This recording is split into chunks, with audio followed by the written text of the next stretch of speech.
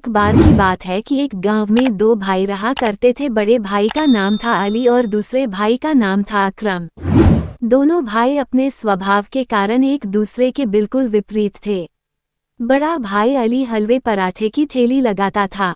इसी तरह दूसरा छोटा भाई अकरम एक नंबर का आलसी था और कोई काम धंधा नहीं करता था।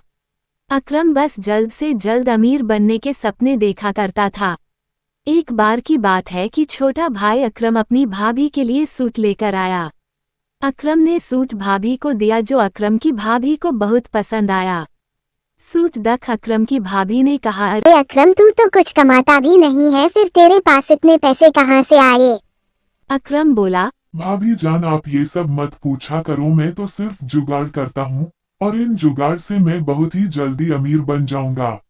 ये सब बातें सुनकर अकरम का बड़ा भाई अली बोला कि तू इन जुगाड़ों से भले ही अमीर बन जाए पर ऐसे पैसों से कमाई गई तेरी अमीरी ज्यादा दिनों तक नहीं रहेगी।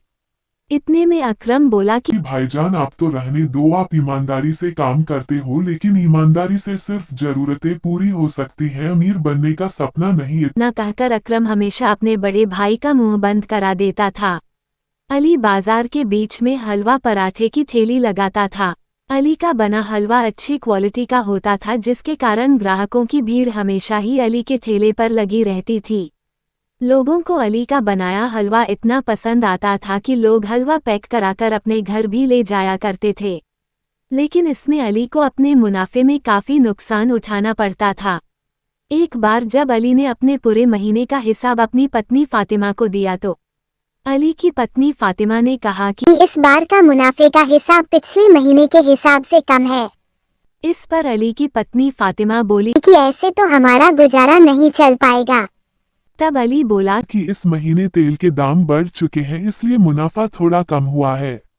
ये सुनकर फातिमा बोली कि आप भी अपने हलवे और पराठे के दाम बढ़ा दीजिए, अच्छा मुनाफा होगा।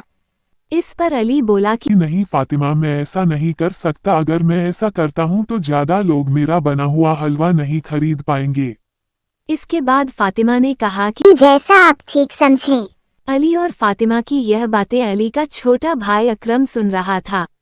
एक दिन की बात है कि फातिमा को एक फोन आता है। फोन पर बात करते ही वो रोने लगती है। जब अली फातिमा को देखता है कि फातिमा रो रही है तो वो पूछता है कि क्या हुआ फातिमा, क्यों रो रही हो?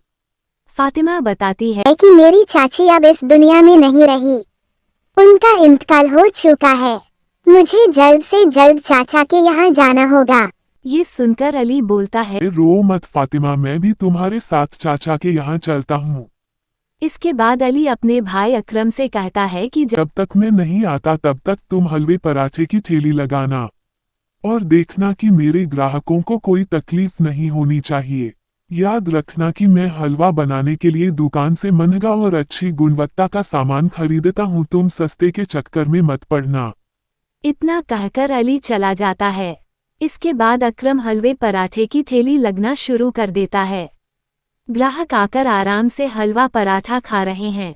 अकरम देखता है कि पराठा बनाने के लिए तेल खत्म हो गया है। अकरम सोचता है अगली सुबह जाकर वह दुकान से सारा सामान खरीद लेगा। अगली सुबह जब अकरम सामान लेने दुकान जाता है तो वह ये सोचकर सस्ता तेल ले लेता है कि यह कौन सा उसके घर में उपयोग होने वाला है। रोज की तरह लोग ठेले पर आकर हलवा पराठा खाने लगते हैं। लेकिन कुछ देर बाद दो ग्राहक आते हैं। हमने तुम्हारे यहाँ से हलवा खाया था और हमारी तबीयत खराब हो गई। तुम्हारा बड़ा भाई अली कहाँ है? हम उससे बात करते हैं कि ये कैसा हलवा बनाया। ये सुनकर अकरम डर जाता है क्योंकि वो कई दिनों से सस्ता और मिलावटी तेल में बना हलवा पराठा बेच रहा था।